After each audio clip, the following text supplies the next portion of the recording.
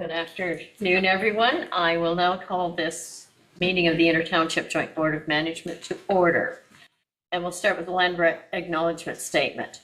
In the spirit of reconciliation, we acknowledge with respect the history, spirituality, and culture of the Anishinaabe, the people of the three fires known as Ojibwe, Odawa, and Potawatomi Nation, who have inhabited this land from time immemorial.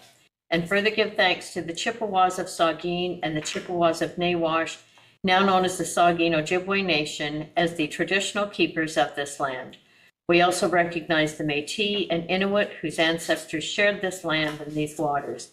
May we all, as treaty people, live with respect on this land and live in peace and friendship with all its diverse peoples. Moving on to approval of the agenda. Are there any additions to the agenda today? Seeing none, the recommendation is that the agenda be approved as presented. Could I have a mover and a seconder, please? Ron and Shirley, is there any discussion?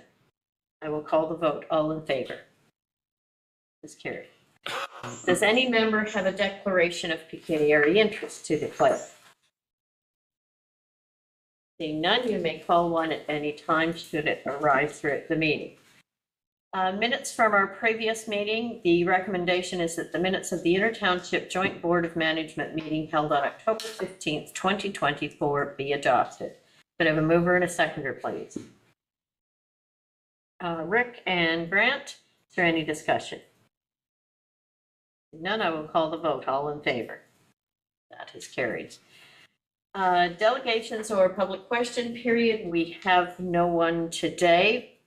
But for the public's information, for items on the agenda, any person who wishes to appear before the board regarding an item on the agenda shall make written application to the clerk by 10 a.m. the day of the meeting. To register, go to www.georgianbluffs.ca/delegations or call the clerk's office at 519-376-2729, extension 603. And the only difference for an item not on the agenda is you must register by the Thursday before the meeting you wish to speak at. We have no correspondence. Staff reports. Recommendation is that the draft 2025 Intertownship Joint Board of Management budget be endorsed and that it be forwarded to both ownership councils for review and approval. Could I have a mover and a seconder, please? Steve and Shirley.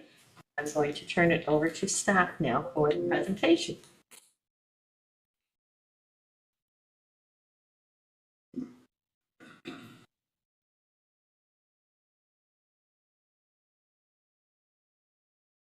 While we're waiting for that to come up, thank you everyone for accommodating the change. I had something come up on the last meeting date, so I'm unable to present. So thank you for finding an additional date in your calendars for this. So the information that is being presented is the same as what was included on your October 15th agenda. So I recognize there have been some additional known things that maybe have came to light since that have not been adjusted in here. So I will be making comments on some of those that we have identified since.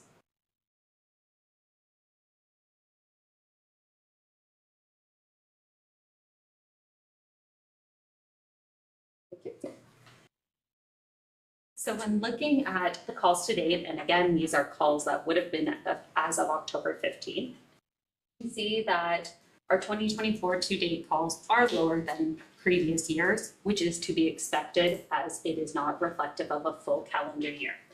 We can also see the emerging trend that many of the calls are more of the medical nature, and our next highest being the rescue nature.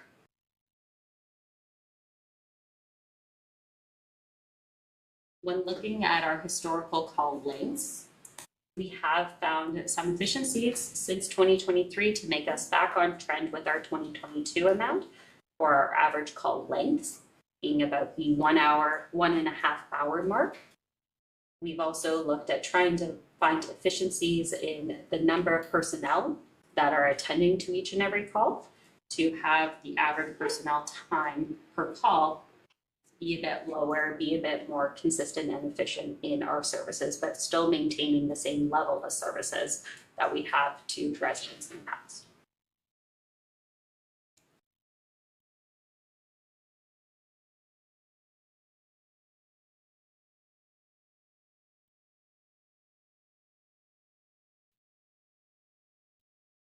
So this is something new that we are asking the board for in 2025. Each year through the fire prevention department, they come out with a fire prevention grant. We've never seeked approval from the board before around what can we apply for. So we do try to fit in something that is eligible to ensure that we do get something from this. So in 2024, we have applied for our bunker gear. You had funded that through your capital funding for it. So if we are successful in receiving that grant, that money that would have came from your reserves will remain in the reserves, and the bunker gear that we are approved for would be funded from this grant approach. Staff do have the delegated authority to apply for grants, but we need the board to approve a project in order for us to apply for them. So that's what we're looking for when we were coming up with this list. If the board is open to it, would we be able, in essence, to apply for grants around updating specialized rescue equipment for on the back of the RTD, and some training materials. These expenditures would only be incurred if we are successful in a grant.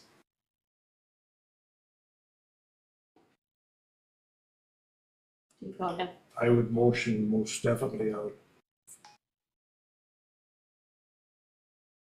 I'd second that. Do we want a motion at this point, or we're going to do it all at the end?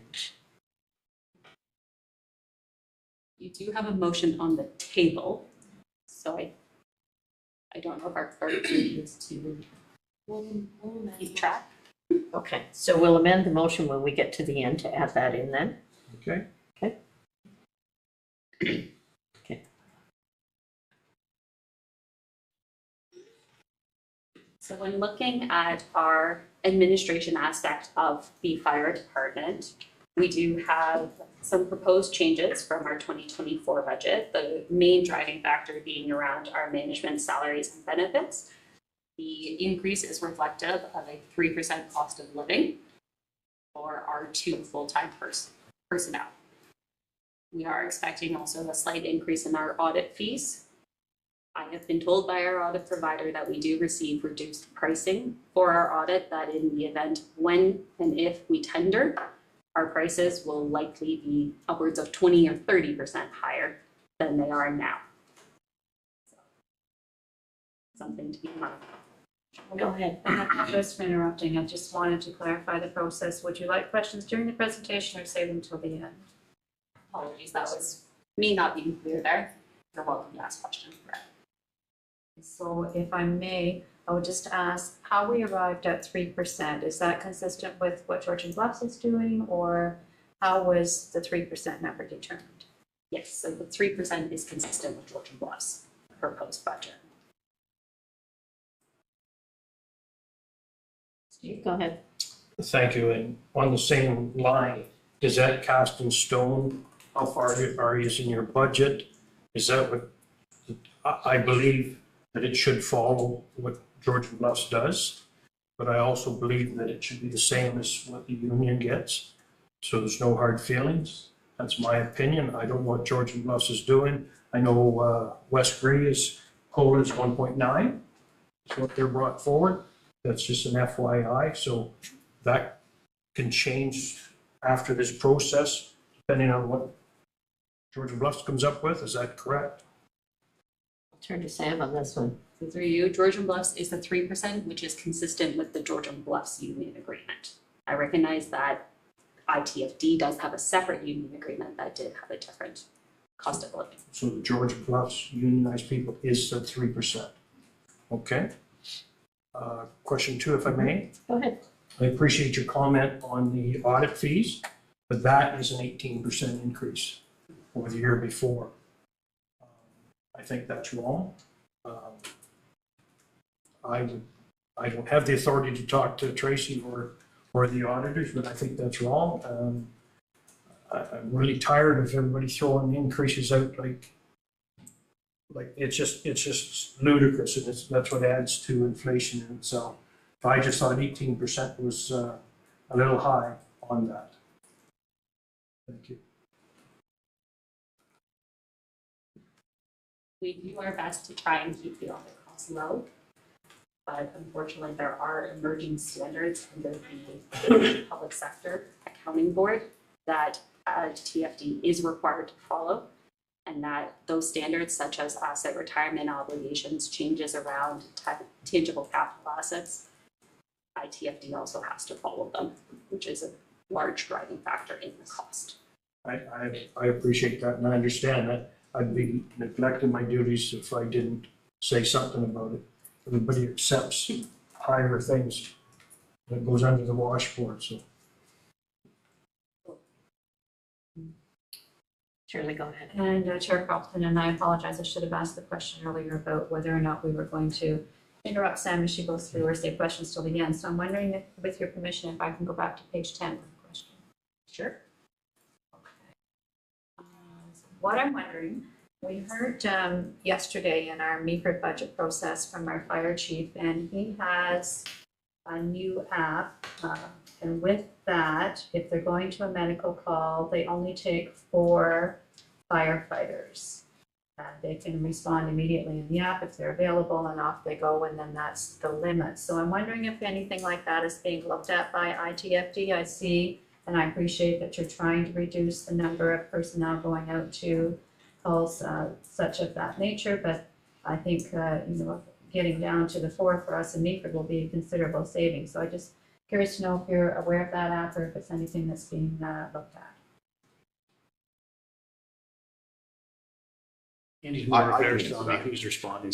So we have an app, what's called Who's Responding, and it's a countywide initiative right now. Yes. I'm not aware of Courtney being able to block anybody out.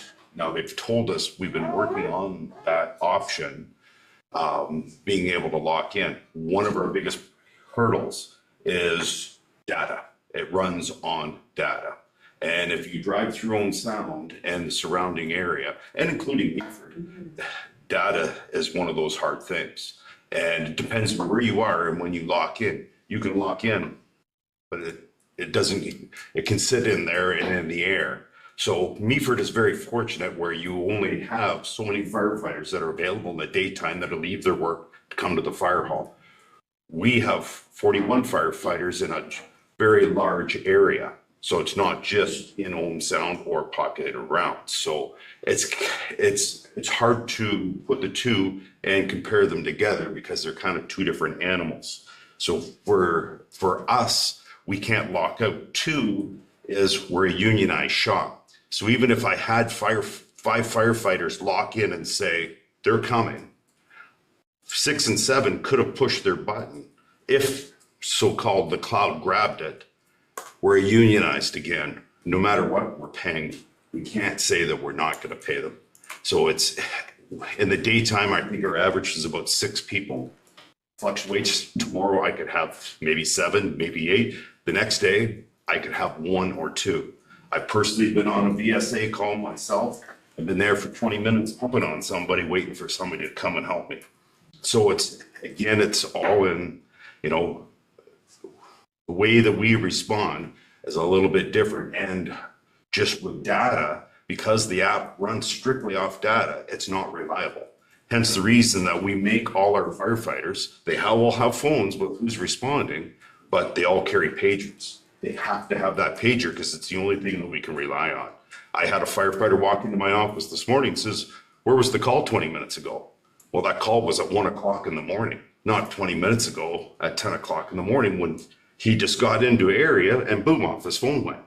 He thought there was a call then. So it's unfortunate, again, it's not reliable. Thank you for that explanation. I appreciate that. Yeah. Any other questions? Go ahead. Thank you. And I was going to carry that on page 13. It props up again. Same thing. I appreciate your telling me about it, and I understand it, and I agree with it, but just keep it in mind that it seems to work very well for Courtney. Yeah. He has kept his costs down huge. His budget this year is very low, and that's a big part of it. Don't want to take money away from any of the firefighters. Absolutely. But I've said this for several years now. My neighbor had 8 or 9 people showed up and he didn't want any. If he could eliminate some of that, save some money.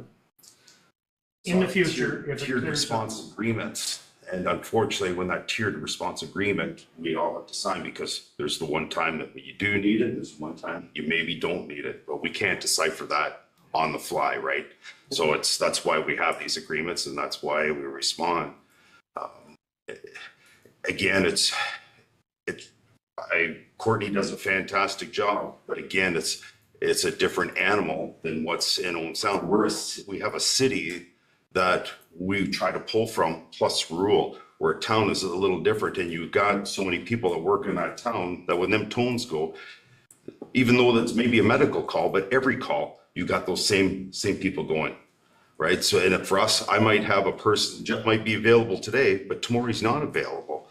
It's our people, we don't have a whole lot that are able to just leave work whenever. When large structure fires come, we have people that leave their jobs. Other than that, a lot of them in the daytime are not available. So unfortunately, if they're off and they're available, they do respond.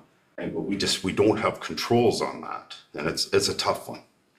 It's an animal that we've wrapped our heads around. We've tried many different things. But the who's responding one is not our answer, unfortunately, because just around the city of Owen Sound, it's brutal with the data. Until they get the west side figured out and we get more towers up, it's just unreliable. And with the masters, keep it in the back of your mind. Yeah, 100%. And with the tiered response agreement, it's drawn up with the information that's given to them. So if we show up like that with 8 people and he didn't want us, it's the information that was received and filtered down to us, because we get the pages. It could have come in as unconscious or somebody VSA. We just get that information when we get there, and that's how these things happen. It's the information they receive and filter down.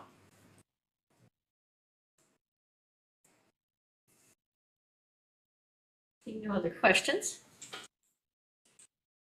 So another comment on this slide, we are estimating a 10% increase on insurance premiums. We have moved the renewal year to coincide with the calendar year, which is also the same as the operating year for the organization. And we are sitting down tomorrow with our insurance providers to get a better handle and understanding about what our premium renewal may be, and working with them on ways that we can reduce that impact and ensure that it is a favorable insurance renewal.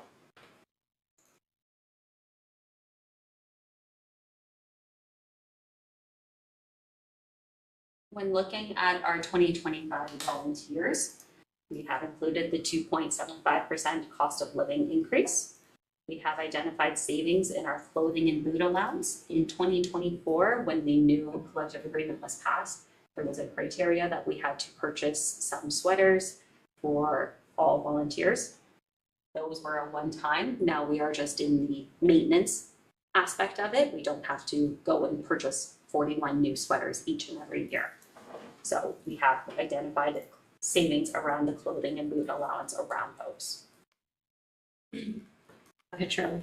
Chair Carlton, thank you. So I have to ask then, why is that not 3%? Why is this one 2.75? So this is the union for Right. volunteers that is stated for the That's the 2023 union to laws. 2027 period. Okay.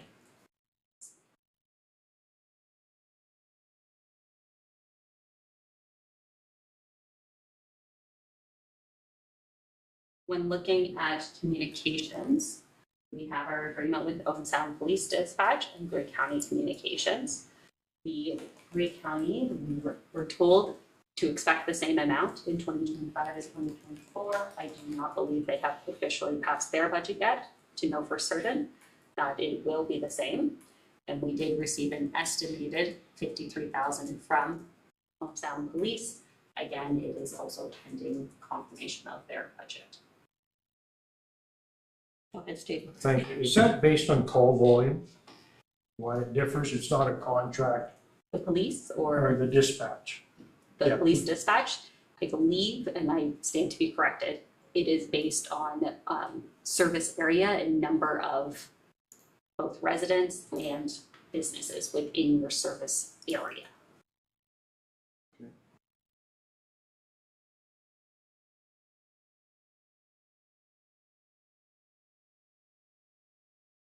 When looking at staff safety equipment, we do have some proposed changes, mostly around our other, which includes our bunker gear cleaning and air bottles.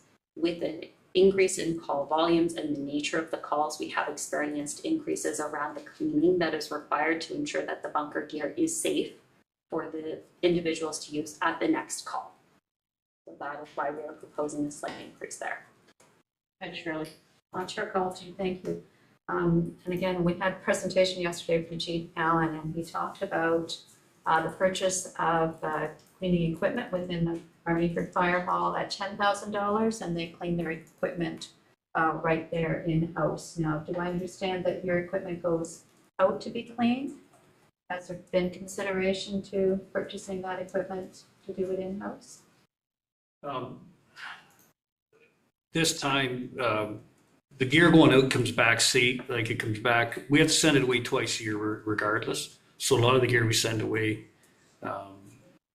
some of it's only done twice a year, but anybody internal, it gets done after every call. So by sending it away, it comes back, it's visually checked, and if it needs any mending or fixing after a call, it gets repaired. So when it's sent away, it gets cleaned, repaired, and comes back fully compliant again when it's sent away. So we still have to send the gear away every year twice to be serviced under NFPA. It has to be, the NFPA standard, it has to be checked twice a year and certified. So, and to bring a machine in at the facilities we have now, that we would not have anywhere to put it at this time. Thank you. That's Steve. And just for clarity, that would only be on a fire you have them cleaned. If you went out on a medical call, they don't need to be sent. Not unless they got blood. Yeah, unless they get blood, like car accidents after car accidents. Yeah, no, I fully understand. Yeah. Thank you. Yeah. Just a question then to Shirley and Steve. Is this equipment only cleaning? It's not doing any repairs though? Correct. It's for the cleaning. What was stated to us was, instead of 2 uniforms, which is a huge expense yearly, they have 1 uniform, it's clean that day, boom, done. Saved a pile of money on 2 uniforms. What's a uniform cost? But if a uniform gets ripped, they don't have backup. Correct. Yeah. Chair Carlton, they do keep some backup. You know, if a firefighter leaves the department or, you know, anything happens, they purchase new gear and some of the old gear is still in pretty good shape. They do have backup that way. And they can, you know, if somebody did rip a jacket, there would be a jacket they could use while anyone was being ordered. Okay. Yeah, just briefly to you, Mayor Carlton, the chief and I have talked a little bit about, you know, a number of ways in which we can look to offset some of those cleaning costs. And as the chief mentioned, at this point in time, the fire hall's really not got the capacity to bring that sort of stuff in. You will see in the 10-year capital program, we do plan on addressing some of the needs within the Vic building. And if we get to that point, then obviously that would be an opportunity for us to look at where we might be able to do something in-house rather than sending it out of house. But at this point in time, we couldn't bring that stuff into the fire hall. Just a thought. Yeah, it's a good one and definitely one we've had some conversation about. Yeah, I appreciate that. Thank you.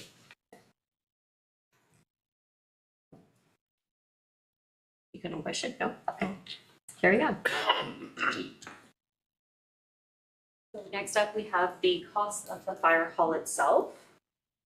Utilities, we are remaining consistent. Insurance, we do have the increase. Maintenance and other, we have been able to identify some efficiencies to bring that more in line with what we anticipate and estimate 2024 actuals to be around. When looking at our fleet, many of the increases here are related and directly related to the estimated increase on insurance. The overage that we do see on the 2017 rescue pump was related to the incident and some carry forward repairs that were still required. We did receive some additional insurance funds on it after it had been returned to us following the accident in December of 2022.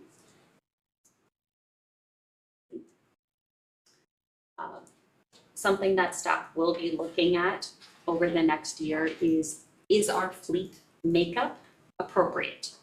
Does it accomplish the needs? Are they the right vehicles for us to have? What are their usages? Are they being utilized appropriately? Are there ways we can still provide the same services with maybe a different type of slight vehicle?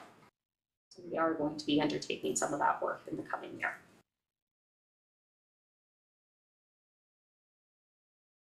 So to provide you with an update on 2024 capital, we had asked for the purchase of iPads and equipment. We have secured those at a reduced cost than what we had originally anticipated the budget to be at. Bunker gear, costs around it have went up. We have also applied for the grant to offset some of those increases and the overall cost as well. We don't know what we might get for a grant if we do get any, so I can't advise how much of that cost may be offset. We had HVAC upgrades. Originally, we anticipated around 50,000 for that. We were able to have it completed under 20,000. There was a report in front of the board throughout the year to authorize the reallocation of some of those budgeted funds to be around the water leak repair. So that is why the budget is shown as nil there with the actuals of $20,400.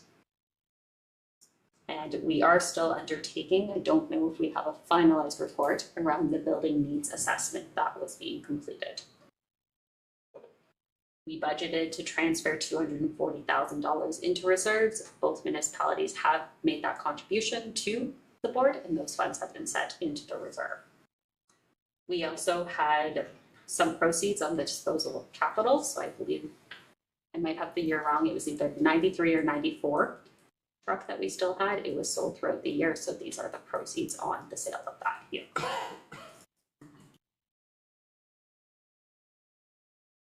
So if I can switch gears here to take a look at your 10-year capital plan.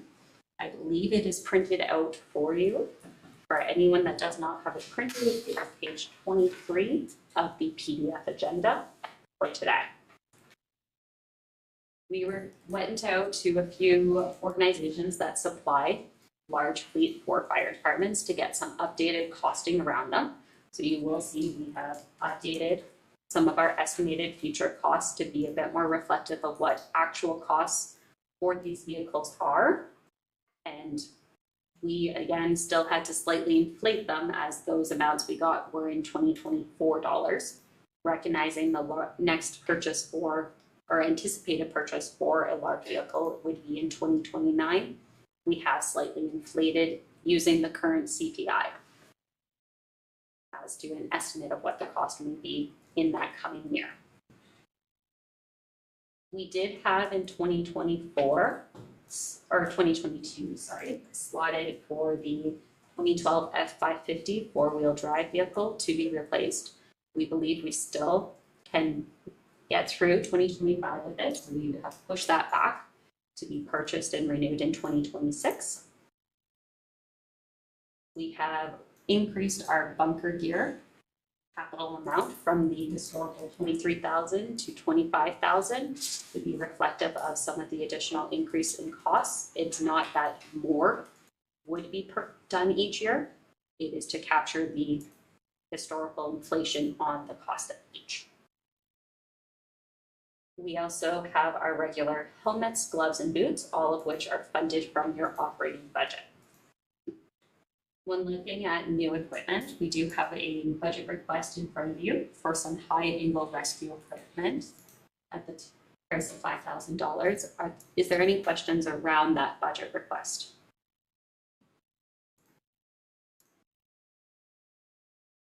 We also have a budget request in today's agenda around some building improvements. Are there any questions stemming from that budget request? Sure.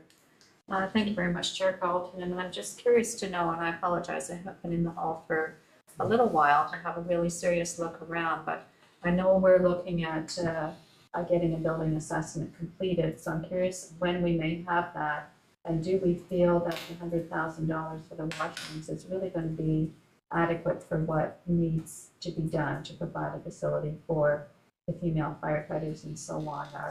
Are we, I just want to make sure that this investment is adequate, that we're not coming back after we get the building assessment and realize that there's, you know, a number of other things, maybe something else takes priority, or maybe it's understood that this renovation then, you know, should be, you know, having more funds allocated to it, or just where we might stand. So just looking for some feedback on those thoughts. So to you, Mayor Colton, I can take first run of that, and I'm sure the Chief and Deputy Chief can step in and support as needed. So I think it's fair to say that we started this year by having a good look at the building to see, you know, whether there were greater needs. And I think it's fair to say there are significant needs in that building beyond the washrooms. However, based on the 10-year capital forecast, the available funds, in our opinion at this point in time, it would not be prudent to move forward with exploring the more extensive needs of that building to address supporting ITFD in that building at this point in time. So to explain that more thoroughly, the building is not AODA compliant. It's a split level, as I'm sure you remember, which means to get anywhere in that building you need to use steps, which means it does not conform to building code at this point in time. The only way of addressing that is to bring in an elevator and an elevator shaft, and those things are expensive. So that's one of the biggest challenges of that building. There are other challenges associated to that building insofar as there isn't really adequate space for training to occur at this point in time. There isn't adequate space for crews to come back, decontaminate gear. We've already spoken about washing facilities. There's no space for us to install the facilities that would be required to support decontamination on arrival back. That leads to us hosing each other off in the parking lot before we get back into the hall at times. If it's needed, then that's where we get to. So there are some fairly significant needs to the building, and as shown in the report, at the low end, that's $500,000, and at the upper end, that's about $1 million in costs. The reason at which it's probably not prudent to make that investment right now is you simply do not have that money in your capital program. So that money is just simply not there right now to support that work. So that's the first reason. The second reason it's probably prudent to hold off and wait is we've started the building analysis. We've done a lot of work on the designated substances this year. We've got further work to do in terms of that and in terms of understanding the building. But we also haven't fully responded to the Meaford Fire Master Plan, and the Township is undertaking a Fire Master Plan to understand whether or not that building is in the right location to serve the residents of the former Sinbad Township, Keppel, Derby, and the rest of Georgia Plus and the ITFD service area. So it would be prudent to wait for that work to be completed before we decide how much to invest into this building. So at that point, it might then become, well, why are you suggesting that we spend $100,000 on washrooms? Simply on the basis that we have an existing pressure for washrooms. The gents washroom in there has a single shower stall which is known to leak, as I understand. It does leak. It leaks. The female washroom stall is inaccessible. I can't physically get into that stall myself and close the door, and so I'm maybe not as svelte as I once was, but I'm hardly a robust character, and so somebody more robust than myself would certainly struggle with getting in and out of that washroom. And so we know that there is an existing pressure on washroom. We have 45 or so staff and volunteers who will go through there on at least a weekly basis for training exercises and so on and so forth. And they're currently sharing 2 urinals, 1 gent stall and 1 female stall. So we have a very short number of washrooms. So at this point in time, we're recommending moving forward with the washroom, and we believe that this is an adequate budget. We can work within this budget to enhance the number of showers, the availability of showers, improve the changing facilities that are in there, and to improve the washroom facilities for both the male firefighters and the female firefighters that are working with ITFD. So this is by no means dealing with the building. There are building needs in this building. We're suggesting it would be prudent to hold off on those, but we can't really hold off on doing washrooms. Thank you.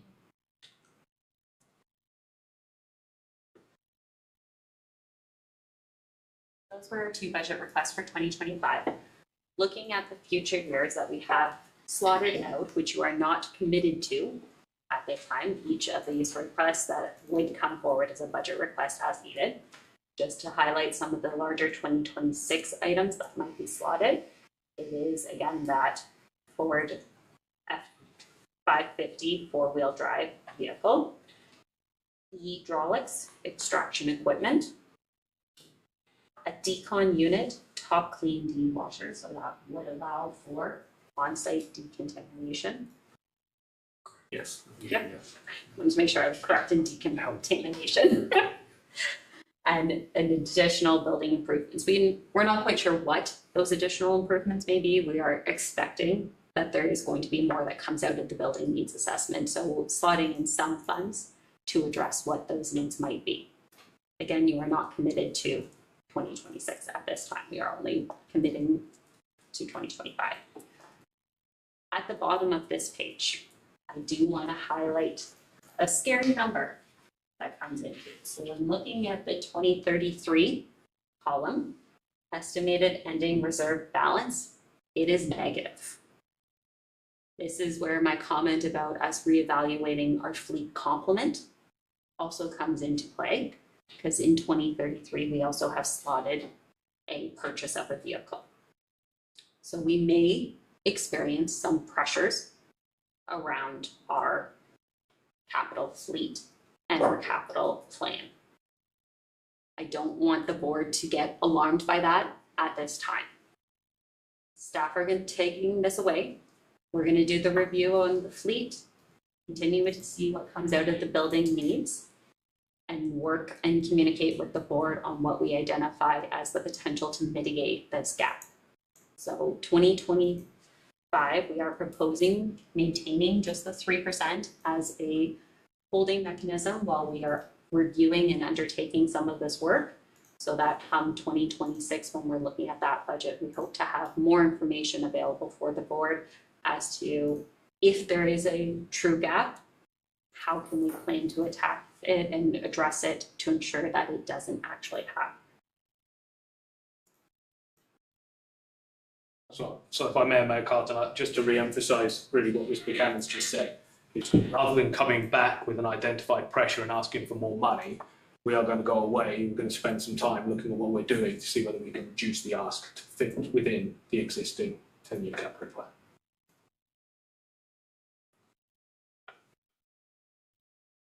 Are there any questions around the capital plan or the 2025 capital requests? Go ahead.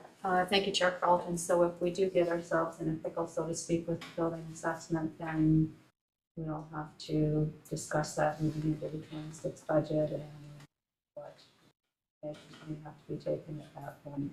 Absolutely.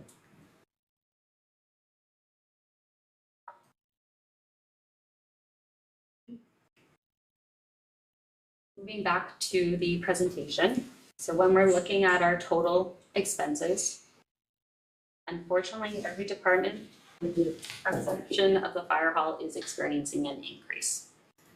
Around the administration, that increase is driven mostly by the salaries.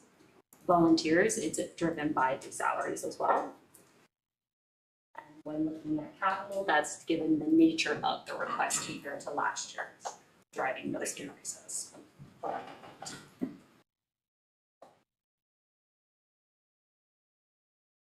When looking at the historical municipal contributions, the proposed 2025 budget would see a municipal impact of 6.01% on ITFD contributions.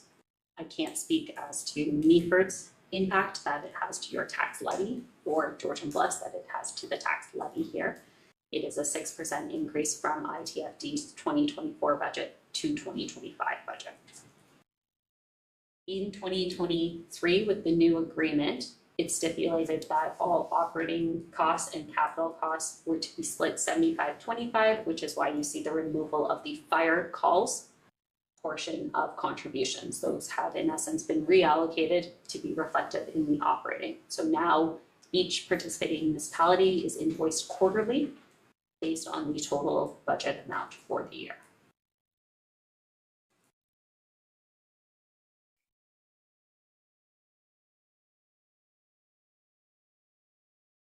We are fortunate that we don't receive money only from Georgian Western Beaver. We do receive some funds from NTO for calls that occur on their highways. We have not proposed any budget changes on that when looking at the 5-year trend of actuals. We recognize that 2024 actuals are higher than budgeted, but when we looked at the 5-year trend of where calls were occurring, what was being invoiced to NTO, the 40,000 was a reasonable amount to smooth that. With an increase in prime, there has been a slight increase in the interest revenue generated by ITFD. We also have seen an increase in some of our compliance calls or at least fire compliance requests. So if they are looking for a letter, we'll provide a fire compliance letter. So that is the increase around your interest and other. We don't budget for any proceeds of disposal of capital assets. We don't have any large assets necessarily that would be coming due to be disposed of in 2025. We do have the reserve contribution. Or sorry, this is the money coming from reserve, for revenue. That is your offsetting capital. So you would pull from the reserves your amount to be funded on capital. For 2024, at the time of preparing this presentation, we were anticipating an operating deficit of approximately $38,000. This presentation was made end of September. So since then, throughout October, myself and the fire chief have been looking for ways to mitigate that when we were reevaluating it, or when I was reevaluating it earlier this month, we're still projecting a deficit, an operating deficit to the tune of about $12,000. Now, that is an estimate. We try to take what we have incurred as cost to date and project out the next 2 months of what our potential costs may be.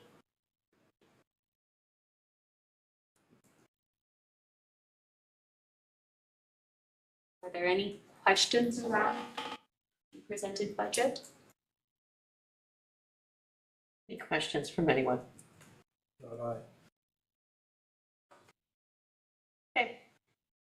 So we are back to our motion, which is now amended.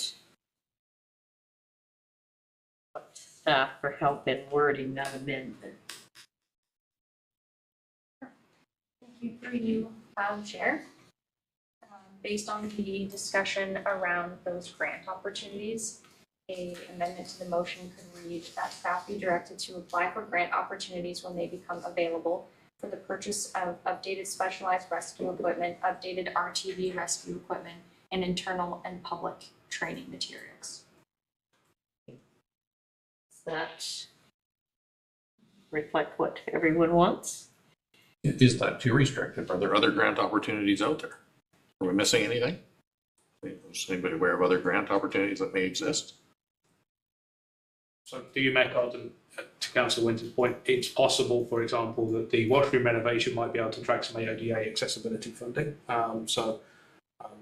If the board was so inclined to, an excellently worded recommendation, but if the board was so inclined to perhaps expand that further, that staff be directed to pursue any and all grant opportunities, providing they have no budgetary impact on ITFD's approved budget. I.e., anything that you have in your budget that we can secure money against, we would do so to the maximum extent that we're possibly able to. And any grant opportunity that comes out that has zero impact on the existing approved budget, if you approve today's budget, we would also do. So anything we can go out and get 100% costs on, we would go out and get 100% costs on. If we can get 50%, we would already have the other 50% in budget. It's perfect, and I assumed, and I appreciate that you would do that. I just didn't want to make a motion where it restricted us from doing that, having to come back. Thank you for that. So, go ahead, Carla. Thank you, Madam Chair. Through you, I've simply added another line that says, or other grant eligible projects that have no impact on the budget as approved. So it's the list and then that broader direction. Okay, so we had a mover and a seconder on the original motion. We now need a mover and a seconder on the amended motion. Shirley and Steve? So if there's no further discussion, I will call the vote on the amendment. All in favor? That is carried. And then we're back to the main motion. I will call the vote on that. If there's no further discussion, all in favor? That is carried. Thank you. We have no unfinished business, no new business. Does any board member have an inquiry or a comment? Did I miss something here? No, Nope. Scott, sorry, Mayor Carlton, I'm on the wrong agenda. Sorry. No, And I thought I was getting confused by agendas this week. Yeah, ITFT. Except I wasn't an ITFD one, it was just the wrong month. I apologize. Okay, and we have no closed session. The date of the next regular meeting would be January 14th at 2 p.m., not 5 p.m., unless we're changing. If there's no further business, I will now call for adjournment of this meeting. Could I have a mover and a seconder? Grant and Shirley? No further discussion, all in favor? That is carried. We are now adjourned.